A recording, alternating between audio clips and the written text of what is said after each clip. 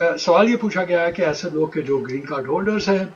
और उन्होंने green card की रिन्यूअल के लिए एप्लीकेशन फाइल कर सकी और अब फाइल कर दी है और अब उन्हें मुल्क से बाहर जाना चाहिए, तो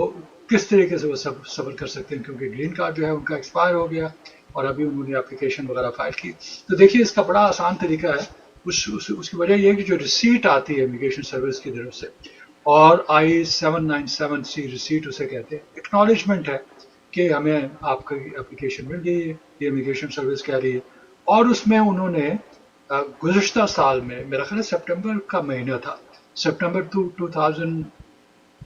सितंबर 2000 में उन्होंने ये सिलसिला शुरू किया। उन्होंने कहा कि आप ऐसा कर सकते हैं कि अब आपके पास 36 मंथ होंगे, उस रिसीट पे भी लिखा हुआ होगा।